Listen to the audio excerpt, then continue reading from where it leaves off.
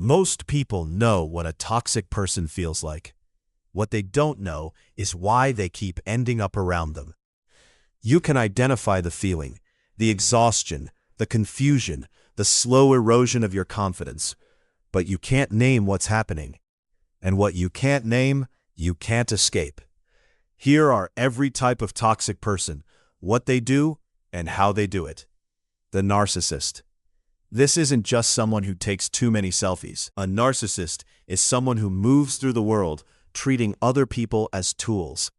Useful when they serve a purpose, discarded when they don't. They don't love you. They love what you reflect back at them.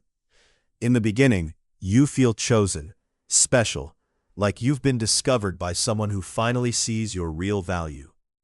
That's not a coincidence. Narcissists are extraordinarily skilled at reading what you need and performing exactly that.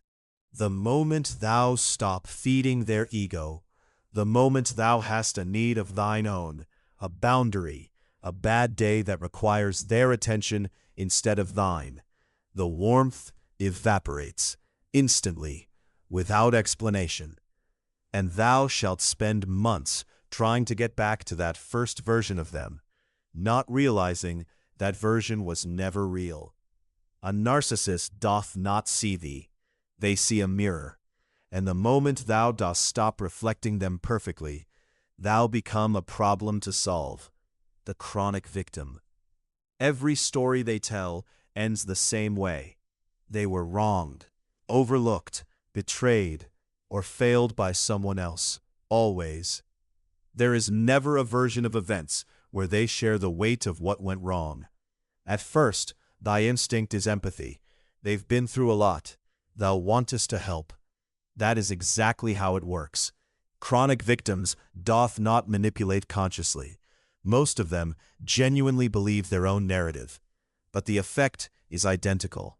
Thy energy flows toward them constantly, and nothing ever improves. Here's the part most people don't sit with. The chronic victim role has a hidden function. It insulates them from accountability.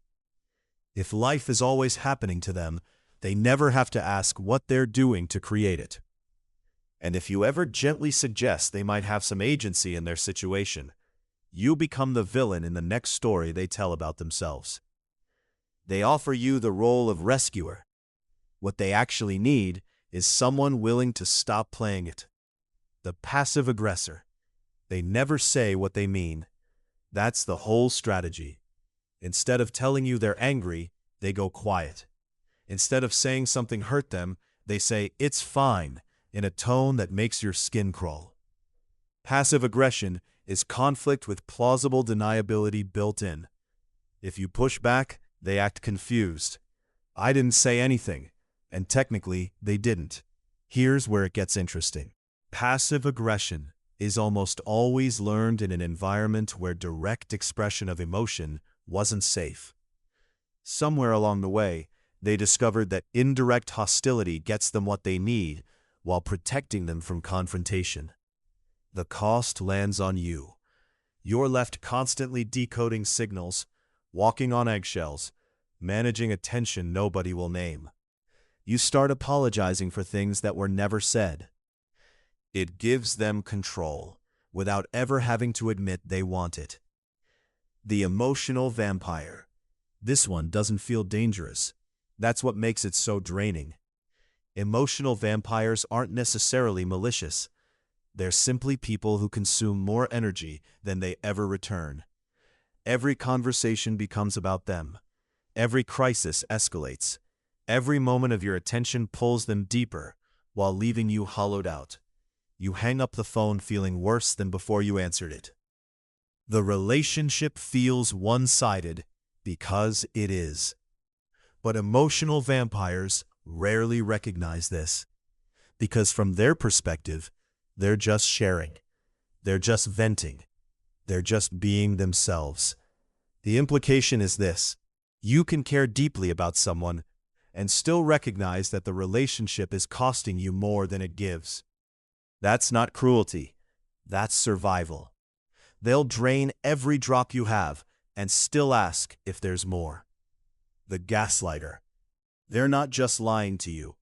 They're making you doubt that you know the difference between a lie and the truth. A gaslighter systematically dismantles your confidence in your own perception. You remember an event clearly. They tell you it didn't happen. You explain how something made you feel. They tell you you're too sensitive. Over time, the argument isn't about what happened. It's about whether your experience of it is valid at all. Here's the part most people don't sit with. Gaslighting is most effective on people with the strongest self-awareness. Because someone who questions themselves, who genuinely tries to see all sides, is easy to push further into doubt. Your thoughtfulness becomes a vulnerability. Each small denial chips away at your foundation until you stop trusting your own memory, your own gut, your own eyes. And the moment you stop trusting yourself, they become the only source of reality you have left. The competitor. They can't let you win, not even when winning costs them nothing. Share good news and watch something shift behind their eyes. A flicker of something too quick to name, followed immediately by a pivot. To their own achievement, to a problem with yours, to someone who did it better. They're not happy for you. They're calculating. The competitor frames every relationship as a scoreboard, and they're always checking the numbers. Here's where it gets interesting. Most competitors don't know they're doing this. The comparison reflex runs automatically, built into how they measure their own worth.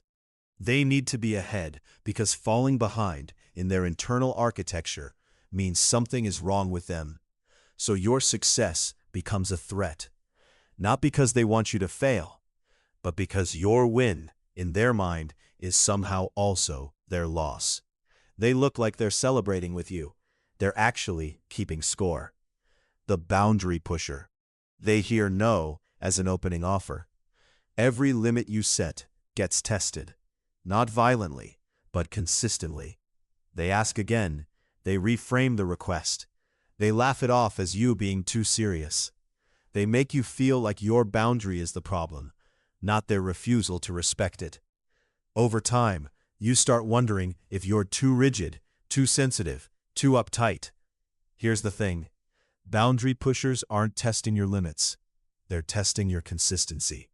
They want to find the version of you that will eventually say yes, and they will push until they find it. Every time you hold firm, you give them data. Every time you bend, you give them more. The discomfort of holding a boundary feels like the cost. The real cost is what happens to your sense of self after years of being slowly negotiated out of it. The charmer. This is the most dangerous type on this list, not because they're the most harmful, but because they're the hardest to see clearly. Charmers are warm, magnetic, and effortlessly likable. Everyone loves them. You love them. And that love becomes the mechanism of the manipulation. Because when someone makes you feel good consistently, you start giving them the benefit of the doubt. You overlook things you wouldn't overlook in others. You soften your own judgment. Here's the part most people don't sit with. Charm is a skill, not a character. Someone can be genuinely gifted at making people feel seen, while simultaneously being incapable of actually seeing them. The performance and the person are not the same thing. Watch what they do when no one's looking. Watch how they treat people who can do nothing for them. The charm doesn't disappear in those moments, but something underneath it does. The collector. They don't want a relationship. They want an audience. Collectors accumulate people the way some people accumulate things, for the status, the validation, the sense of abundance. They're always surrounded by others.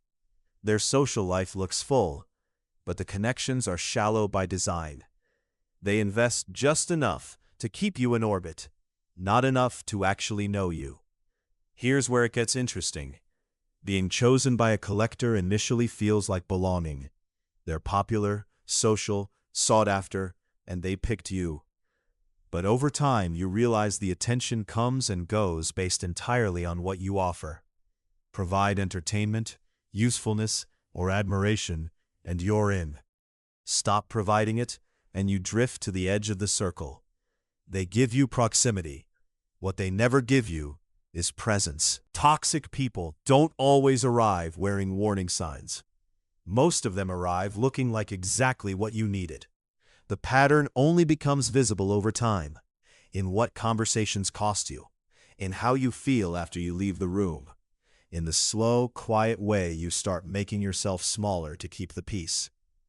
Once you see the pattern, thou canst not unsee it. And that clarity, however uncomfortable, is the only thing that actually protects thee.